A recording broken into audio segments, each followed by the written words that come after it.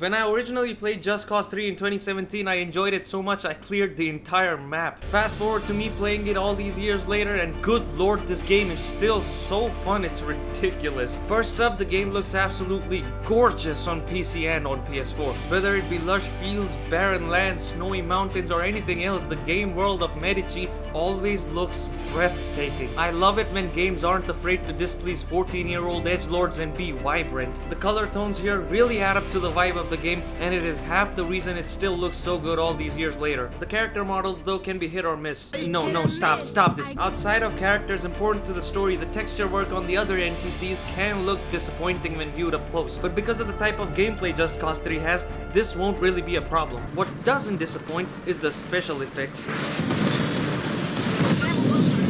This game still has some of the best special effects I've ever seen in any game, especially the explosions. Even to this day, most games struggle to compete with these effects. In terms of performance, most of the issues that bogged this game at launch have been fixed, though there are still some very occasional stutters on both PC and PS4. The story is set 6 years after the events of Just Cause 2. You play as Rico Rodriguez once again, and this time he has returned to his homeland of Medici to free it from the control of the dictator known as General Sebastiano di Ravello, which is as mustache-twirling as a villain name can get. Now, because I'm not like these other pussy-ass YouTubers, I'm gonna save you some time and tell you right now that the story is not good. The characters aren't really likable except for Mario. The writing can be cringy at times. Yeah, don't bother playing this game for its story. It mainly just exists to push you towards the gameplay and have some epic set pieces like this. Holy shit, I remember this.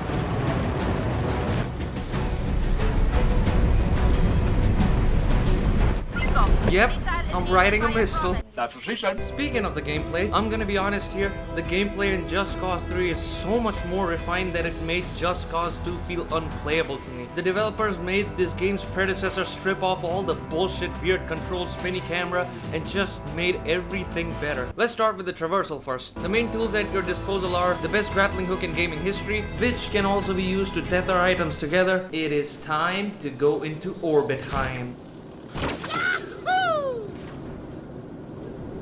A parachute and the wingsuit, and each of these switch seamlessly between each other. Whether it be scaling buildings, zigzagging like Spider-Man, or wingsuiting down a mountain at a kissing distance, Just Cause 3 has one of the most satisfying traversal systems in any open world game ever. It is so fun to just move around from place to place that I pretty much forgot about the fast travel feature. Gliding close to open fields with the weirdly soothing music is just a vibe, man, and if you know me, it's all about the vibe.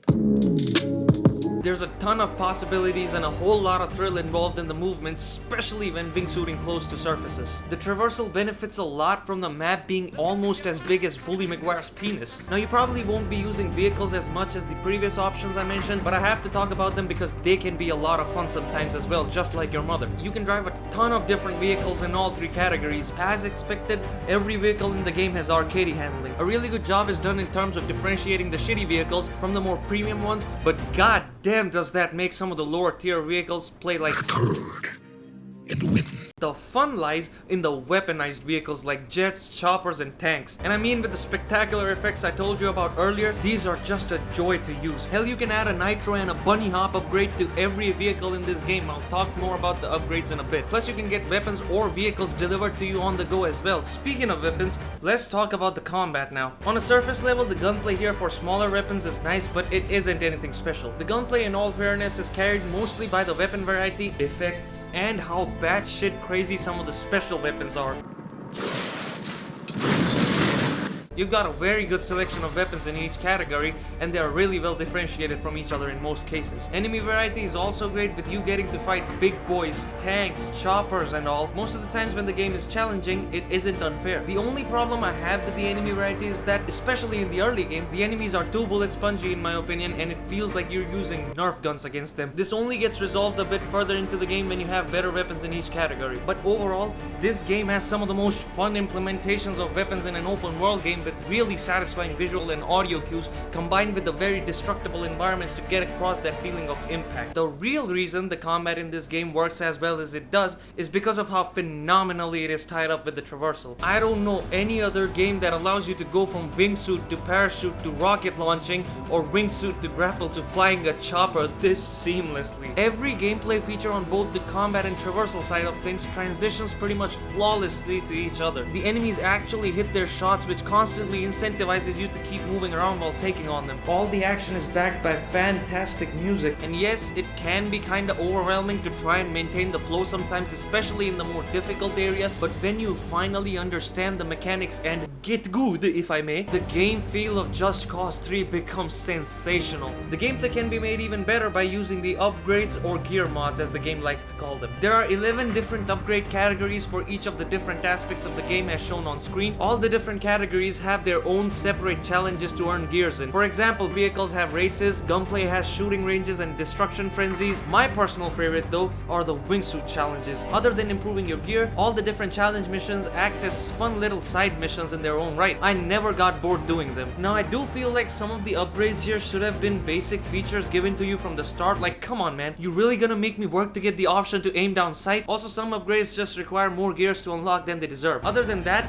most of the upgrades here gradually enhance the gameplay experience a lot. Some examples are stronger tethers, the ability to boost while wingsuiting and parachuting, and my favorite, the booster charges.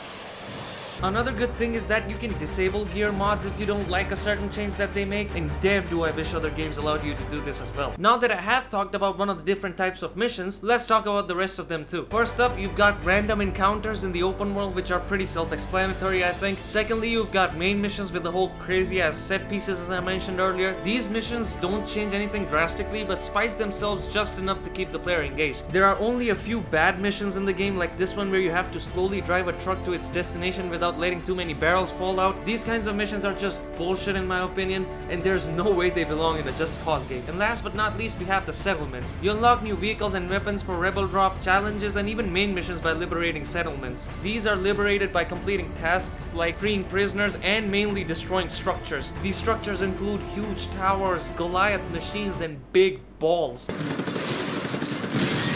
Most of the outposts in the game are absolutely huge to account for the moving combat and very well differentiated. For example, you can only find these humongous cranes in the barren land types of regions. Hell, some fortress type outposts here spice things up with shit like airstrikes and nukes. Here I only used this fortress's own airstrikes to liberate it. There is so much freedom given to you in taking on these areas, some of which are truly spectacular in their design. You can fight however you want and be as creative as you like to be. Hell, you can even leave an outpost in the middle to go liberate another nearby outpost and then come back to continue your annihilation on the first one, which can feel like fighting two fights at once. With the amount of tools Just Cause 3 gives you combined with the open-ended nature of these missions, here the game just shines with real sandbox combat. This is why this game's repetitive nature didn't bother me as much compared to other games. It took a long time for me to get tired of the game, even though on a surface level it is very repetitive. But there are two big chungus problems with the settlements though. Firstly, some of the smaller settlements are literally exactly copied at a different location, which had me like,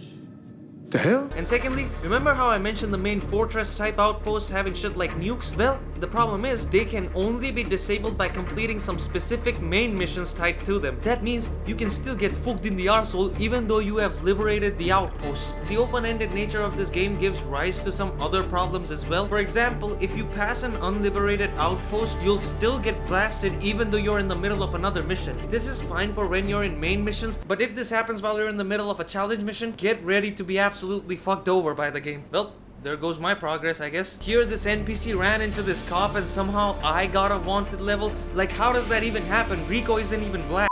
Now coming back to the creativity part, in the wise words of Darman, you see, the NPCs in Just Cause 3 ain't the sharpest tools in the shed. They are toys in your playbox to goof around with. Because to be honest, the true fun of Just Cause 3 lies in fucking around experimenting with the different mechanics of the game in the most over-the-top bullshit ways possible in and out of combat. Whether it be turning NPCs into what we like to call chakris in India, destroying bridges just before trains pass,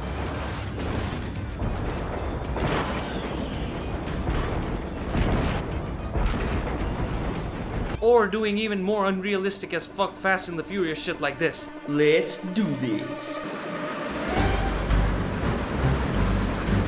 It's time for my master plan. It's happening. Let's go! Woo!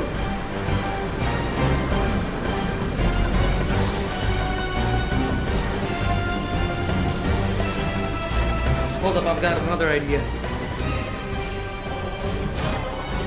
Wait for it. And...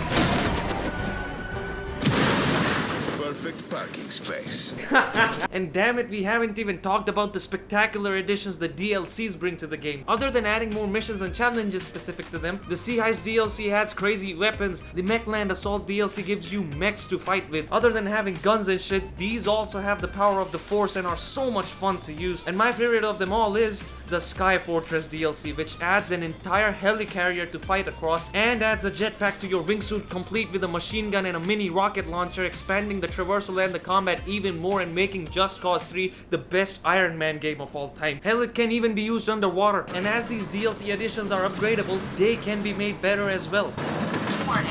After coming off of just replaying the disaster that was Far Cry 5, I needed a game that brought me some actual joy, and boy did Just Cause 3 deliver on that front by being a literal blast to play. It is not some revolutionary reinventing the condom type of game, but what it definitely is an extremely fun, bombastic sandbox experience. On PC on Steam during sales, you can get the XXL Edition of the game, which includes all the DLCs I mentioned earlier, for as low as 127 rupees or $1.68, which is an absolute steal for this game.